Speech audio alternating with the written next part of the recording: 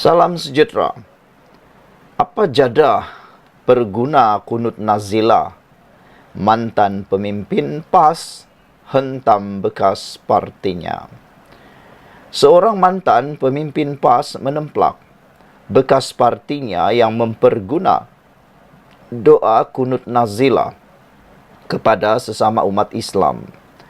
Muhammad Naqi Ahmad yang juga bekas naib presiden parti satu ketika dahulu berkata, umat Islam kini sedang berada dalam keadaan terhimpit. Beliau menyelar sikap pemimpin PAS yang memperguna doa kunut nazilah supaya Allah menghancurkan saudara muslimnya hanya kerana berbeza politik.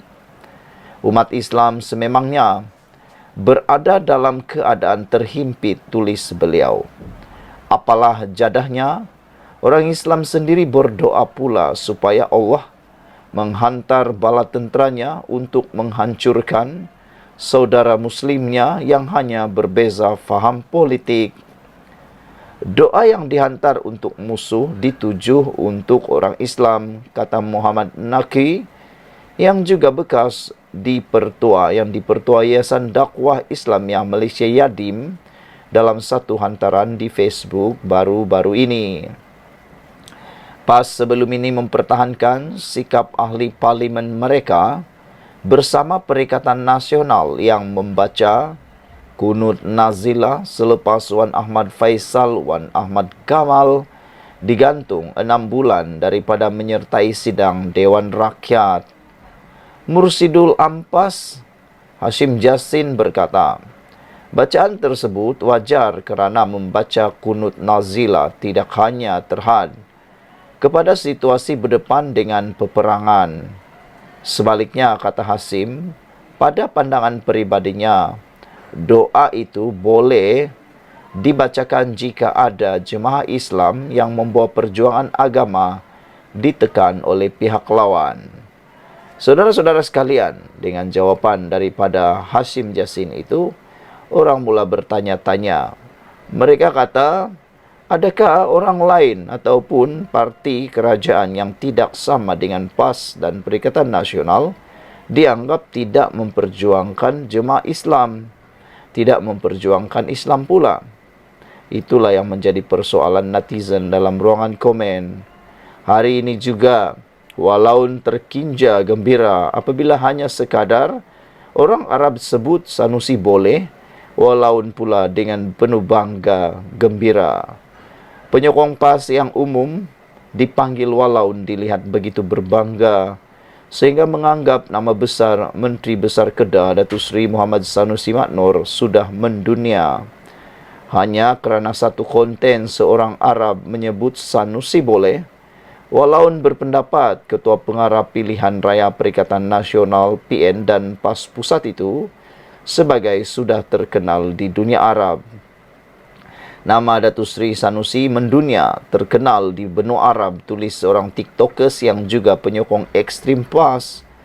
Reaksi rata-rata walau juga dilihat pelik-pelik, termasuk meninggalkan komen Nuar tak boleh yang cuba menyindir Perdana Menteri Datuk Seri Anwar Ibrahim. Bahkan ada wanita yang mengakui mesti tersenyum sendirian setiap kali menonton apa sahaja klip video berkaitan Sanusi. Ramai juga penyokong PAS, terutamanya rakyat Kedah, menegaskan Sanusi sebagai menteri besar terbaik mereka walaupun negeri itu menerima peruntukan berbilion ringgit daripada kerajaan persekutuan. Saudara-saudara sekalian, sekian untuk kali ini. Jangan lupa tinggalkan komen anda, tekan butang subscribe. Kita jumpa lagi. Bye-bye. Salam sejahtera. Di sebalik pejuang Palestin yang mogok lapar menentang penglibatan BlackRock, perkara ini memang mengejutkan kita semua. Sebelum ini, Harapan Daily pernah menyiarkan laporan berkaitan pejuang terpaling Palestin yang mogok lapar menentang penglibatan BlackRock menerusi GIP di dalam isu saman MAHB. Isu saham MHB. Maaf saya, bukan isu saman tapi isu saham MHB. Pejuang ini dikunjungi oleh Wan Ahmad Faisal Wan Ahmad Kamal PN Machang pada hari sama. Beliau digantung, hukum gantung untuk tempoh 6 bulan. Namun begitu, tahukah anda, susuk tubuh manusia bersama M. Maitreya ini merupakan penyokong kumpulan militan Sri Lanka LTTE. Perkara ini terbukti dalam laporan Melemel 2018. Sokongan terawalnya kepada kumpulan ini boleh dilihat di dalam hantaran di Facebooknya bertarikh 4 Februari 2013 dan ucapan perayaan Tahun Baru Cik Tamil pada 15 Januari 2016. Dia turut menjadi ahli kumpulan Facebook Penyatuan Tamil Kebangsaan Malaysia. Selain itu, Maitreya juga merupakan juru cakap sebuah NGO yang bernama Tamilar Luci dalam tahun 2019. Dia juga adalah juru cakap Setamirzar Perevai. Ia adalah NGO rasmi untuk sebuah parti politik dari negeri Tamil Nadu di India, yaitu Parti Naam Tamirzar. NGO ini menjalankan aktiviti kutipan derma yang disalurkan kepada parti politik negara asing. Pada tahun 2019, Maitreya juga merupakan antara individu yang lantang menentang pengenalan jawi di dalam mata pelajaran bahasa Melayu yang diajar di sekolah jenis kebangsaan Tamil. Saudara-saudara sekalian, penemuan yang luar biasa di Harapan Daily ini agak mengejutkan kita semua. Bagaimana pejuang yang kononnya terpaling Palestin ini mempunyai identiti seperti itu. Dalam laporan sebelum ini juga menyatakan plot twist lelaki India mogok lapar rupanya ada muslihat lain. Dipetik dari Harapan Daily. Aktivis yang melakukan mogok lapar kerana menentang penjualan saham Malaysia Airport Holding Berhad kepada syarikat BlackRock didakwa mempunyai muslihat untuk meraih keuntungan diri. Menurut pendedahan dibuat seorang individu di X, aktivis berkenan didakwa mempunyai tunggakan besar di sebuah bengkel berjumlah lebih RM2,000. Pengguna media sosial mendakwa aktivis tersebut melakukan mogok lapar sambil mengutip sumbangan orang awam untuk membayar hutang tersebut. Namun tidak dapat dipastikan adakah aktivis itu ada membuka sebarang tabung atas talian untuk meraih dana orang ramai. Menerusi klip video berbahasa Tamil yang disertakan, individu dipercayai pemilik sebuah bengkel menunjukkan risit pembaikan kereta milik aktivis M. Maitreya. Pemilik bengkel itu turut menunjukkan gambar Maitreya bersama kad pengenalan aktivis tersebut. Jumlah keseluruhan kos membaiki kereta Maitreya berjumlah RM2,032. Susulan itu, ramai yang membuat kesimpulan. Aktivis terbabit melakukan mogok lapar sambil mengutip derma untuk membayar kos pembaikan keretanya yang masih di bengkel. Plot twist ke brother mogok lapar rupanya ada hantar kereta pergi bengkel sebab rosak, tapi tak ambil sampai sekarang sebab tak cukup duit. Itu persoalan. Jadi, dia mogok lapar konon terpaling anti BlackRock kutip dana orang awam untuk tanggung kos tiap pengguna akaun YB perpaduan. Tujuan mogok lapar untuk cari dana baiki kereta rosak bukan pasal BlackRock pun. Walau ja buta mata dan hati mudah tertipu komen pengguna lain. Kebelakangan ini, banyak isu membabitkan salah guna dana orang ramai atau orang awam oleh pempengaruh dan tidak terlepas juga para NGO yang menggunakan kempen Islamik. Perkara ini menyebabkan ramai yang sangsi dengan ketulusan mereka yang mengutip derma orang awam. Sekian dulu untuk kali ini. Jangan lupa tinggalkan komen Anda. Ikuti terus ulasan selepas ini. Salam sejahtera. Wow, ini paling panas. Anda masih ingat satu ketika dahulu Muhyiddin Yassin pernah membuat penggantungan parlimen dan ada yang mencabar keputusan itu.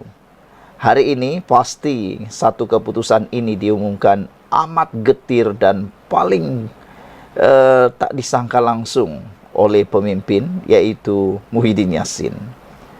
Dua wakil rakyat dapat kebenaran cabar penggantungan parlimen. Wah, ini pasti panas. Yang menjadi persoalan saya ialah, kalaulah mereka menang dalam cabaran penggantungan parlimen ini, apa yang akan berlaku kepada Muhyiddin Yassin?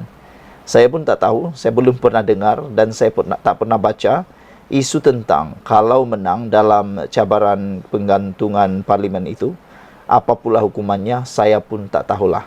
Okey, Mahkamah Persekutuan hari ini membenarkan semakan kehakiman oleh ahli parlimen Pasir Gudang, Hassan Abdul Karim dan Adun Tebing Tinggi Abdul Aziz Bari. Ia adalah untuk memulakan cabaran terhadap nasihat Perdana Menteri ketika itu, Muhyiddin Yassin, kepada Yang di-Pertuan Agong supaya parlimen digantung semasa darurat era COVID-19. Kedua-dua mereka mahu penghakiman Mahkamah Sivil berhubung kesahihan nasihat Muhyiddin kepada Yang di-Pertuan Agong yang membawa kepada penggantungan parlimen semasa era COVID-19 pada tahun 2021. Bagaimanapun, parlimen telah mula bersidang dan perintah darurat berkaitan telah ditarik balik 2 tahun lalu. Berikutan situasi pandemik COVID-19 di Malaysia yang semakin pulih. Dengan keputusan Mahkamah Tertinggi hari ini, Mahkamah Tinggi Kuala Lumpur akan mendengar semakan kehakiman itu yang menyentuh nasihat yang diberikan oleh Perdana Menteri kepada Seri Paduka Baginda untuk pengisytiharan darurat.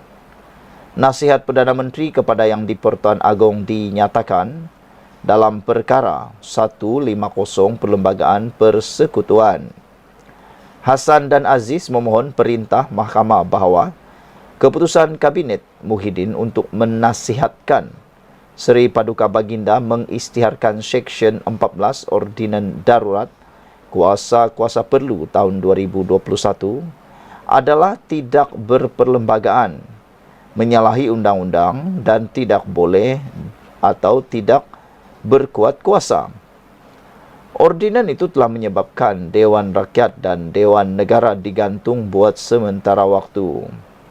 Ketua Hakim Negara Tengku Maimun Tuan Mat mempengerusikan sidang 5 hakim Mahkamah Persekutuan hari ini.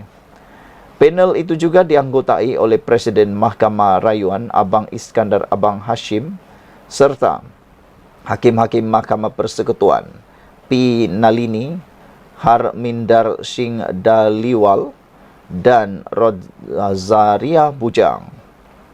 Semakan kehakiman itu pada asalnya difailkan di Mahkamah Tinggi pada tahun 2021 oleh Ketua Pembangkang ketika itu Anwar Ibrahim dan Ahli Parlimen Sungai Petani Johari Abdul dan Ahli Parlimen Pulai Salahuddin Ayub.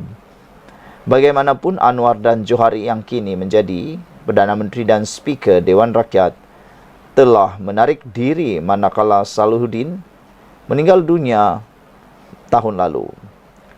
Pada tahun 2021, Mahkamah Tinggi menafikan kebenaran untuk memulakan semakan kehakiman atas alasan mahkamah tidak mempunyai bidang kuasa untuk mendengar isu yang dikaitkan dengan nasihat Perdana Menteri kepada Seri Paduka Baginda untuk mengisytiharkan ordinan darurat. Semakan itu kini dikembalikan ke Mahkamah Tinggi dengan Muhyiddin dan kerajaan dinamakan sebagai responden. Peguam kanan Persekutuan Liu Hong Bin hadir untuk mewakili pihak kerajaan, manakala Peguam Gurdiel Singh Nijar mewakili Hassan dan Aziz. Saudara, dengan keputusan ini, pastinya ini akan membawa satu impak yang besar, satu perbicaraan yang besar, dan satu penemuan yang besar. Dua wakil rakyat dapat kebenaran penggantungan parlimen. Mahkamah Persekutuan, mahkamah paling tinggi, hari ini membenarkan semakan kehakiman oleh ahli parlimen Pasir Gudang, Hassan Abdul Karim dan Adun Tebing Tinggi Abdul Aziz Bari. Jumpa lagi, bye-bye.